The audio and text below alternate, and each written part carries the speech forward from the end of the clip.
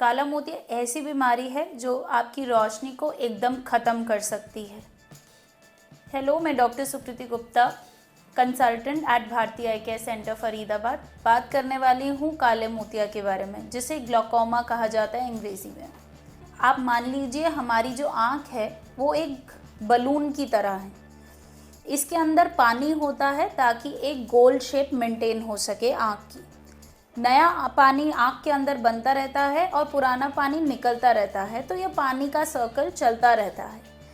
But कई बारी ऐसा होता है कि पुराना पानी निकलने का रास्ता जो है आँख से वो बंद हो जाता है, जिसके कारण पुराना पानी निकल नहीं रहा और नया पानी एंटर किए जा रहा है। तो आँख का जो गोला है वो टाइट होना शुरू हो जाता है, जिसको कहते हैं कि आँख का प्रेशर बढ़ जाना। आँख का गोले का प्रेशर बढ़ जाता है। अब इसी आँख पे आके लगती है नस, जो कि सारी इन्फॉर्मेशन आपके ब्रेन को लेके जाती है। जब ये आँख का गोला हाई प्रेशर के कारण एक्सपैंड करने लगता है तो वो उसी अपनी अटैच्ड नस पे प्रेशर डालने लगता है, जिसके कारण से ये जो नस दबती जाती है और ये ख़राब होनी शुरू हो जाती है। इसीलिए काला मोतिया एक्चुअली नसों की बीमारी है। इसमें नस खराब हो जाती है, इसीलिए रोशनी पूरी तरह से जाने की संभावना रहती है। अब काले मोतिया के क्या लक्षण होते हैं? कुछ ऐसे लक्षण हैं जिससे हमें आइडिया लग जाता है कि आपकी आंख में काला मोतिया हो सकता है, और कुछ ऐसे लक्षण हैं जिससे हमें गारंटी हो जाता है कि काला मोतिया है फॉर श्योर। तो आपको कैसे पता चलेगा कि कोई प्रॉब्लम है?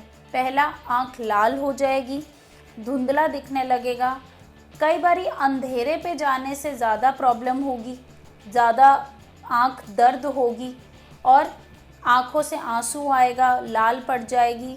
सीवियर स्टेजेस में आँखों की रोशनी भी जा सकती है। आँख का प्रेशर बढ़ने के कारण सिर दर्द हो सकता है और एडवांस स्टेजेस में नोजिया, वॉमिटिंग भी हो सकता है। काले मोतिया में पेरिफेरल विजन, जो साइड की निगाह है, वो पहले जाती है और सेंटर विजन लास्ट में जाती है। तो आमतौर पे पेशेंट्स काफ़ी इग्नोर कर देते हैं, उन्हें लगता है कि सही दिख रहा है, मगर वो ये रियलाइज़ नहीं करते कि साइड की जो रोशनी है वो गिरती जाती है। जैसे जब हम गाड़ी चलाते हैं तो हम सामने देखते हैं, बट अगर साइड से कोई गाड़ी निकलती है तो वो भी हमें दिखती है, हमें आँख घुमाने की ज़रूरत नहीं पड़ती है। उसी प्रकार अगर काला मोतिया किसी को हो तो ये जो साइड से गाड़ी निकलती है ये नहीं दिखेगा। इसीलिए काला मोतिया अक्सर अनडायग्नोज्ड चला जाता है। एक डॉक्टर कैसे पहचानता है कि काला मोतिया आपको है या नहीं? आपकी आँख का प्रेशर बड़ा हो सकता है, आपका जो पर्दा है उसमें कुछ ऐसे चेंजेस हो सकते हैं जो काला मोतिया की तरफ डायरेक्ट करता है, और कुछ ऐसे टेस्ट्स होते हैं जिससे हमें कंफर्म हो जाता है कि आपको काला मोतिया है या नहीं, और अगर है तो कितने लेवल तक है, कितना डैमेज हुआ है। काले मोतिया की प्रॉब्लम ये है कि एक बारी अगर रोशनी गिर जाती है तो उसको ठीक नहीं किया जा सकता, मगर रोशनी और ना गिरे उसके लिए ट्रीटमेंट दी जाती है। क्या रिस्क फैक्टर्स हैं ग्लूकोमा होने के? या तो आपका कोई फैमिली हिस्ट्री हो, आपके मम्मी पापा या ग्रैंड पेरेंट्स में किसी को काले मोतिया की बीमारी रही हो तो आपको रिस्क है कि काला मोतिया आपको भी हो सकता है। सेकेंडली, अगर आपको कोई बहुत ज़ोर से चोट लगी हो बचपन में, बॉल से मुक्का लगा हो या कुछ लगा हो आँख में, तो उससे भी काला मोतिया हो सकता है, चोट के लगने के 10 साल बाद तक भी। एंड देन शुगर, बीपी, ऐसी और बीमारियाँ जो कि आपकी प्रेडिलेक्शन बढ़ा देती हैं काला मोतिया होने के लिए। अब ट्रीटमेंट क्या होता है ग्लूकोमा का? देखिए, जितना भी ट्रीटमेंट है ग्लूकोमा का वो सिर्फ इसी तरफ डायरेक्टेड होता है कि आपकी रोशनी और ना गिरे, मगर क्योंकि जैसे मैंने बताया ये काला मोतिया जो है नसों की बीमारी है, तो एक बारी नस जितनी सूख जाती है उसको रिकवर नहीं किया जा सकता, बट और ना सूखे उसके लिए आँख का प्रेशर कम करना पड़ता है। तो आँख का प्रेशर कम किया जा सकता है या तो मेडिकल ट्रीटमेंट से, दवाइयों से, या ऑपरेशन से।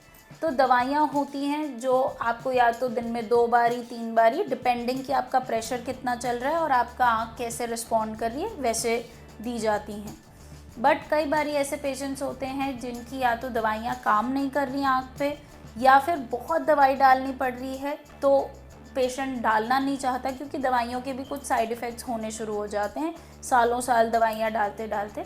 तो उसमें ऐसे ऑपरेशंस किए जाते हैं जिससे कि आँख का प्रेशर परमानेंटली कम हो जाता है। बेसिकली हम इस ऑपरेशन में एक नया रास्ता बना देते हैं उसी पुराने पानी के निकलने का आँख से, तो फिर आँख का प्रेशर कम रह जाता है। इस सर्जरी को ट्रैबिकुलेक्टमी, ट्रैबिकुलोप्लास्टी कहा जाता है। और एडवांस स्टेजेस में ऐसे भी इम्प्लांट्स आ गए हैं अब, ग्लोकोमा इम्प्लांट्स, जो आँख में डाल दिए जाते हैं, जिसमें एक आर्टिफिशियल रूट बन जाता है पानी निकलने का। इन इम्प्लांट्स को MIGS इम्प्लांट्स कहा जाता है, माइक्रो इंसिजन ग्लोकोमा स्टंट्स कहा जाता है इन्हें। काला मोतिया शुगर की बीमारी की तरह है, जब तक आप दवाई डालते रहेंगे आपका काला मोतिया कंट्रोल में रहेगा। आप जैसे ही दवाई डालना बंद कर देंगे काला मोतिया फिर बढ़ना शुरू हो जाएगा, क्योंकि आँख का प्रेशर बढ़ना शुरू हो जाएगा, और एक बारी जो डैमेज हो गया वो हो गया, हम उसको अनडू नहीं कर पाएंगे। इसीलिए regular follow-ups with your doctor R very important, ताकि आपका प्रेशर कंट्रोल में रहे, और अगर बढ़ता है थोड़ा बहुत तो दवाई डाल के दवाई को बढ़ा के प्रेशर अगेन कंट्रोल में लाया जा सके। ग्लोकोमा से रिलेटेड आपका कोई भी डाउट हो तो please comment in the comment section below and subscribe to our channel. Thank you.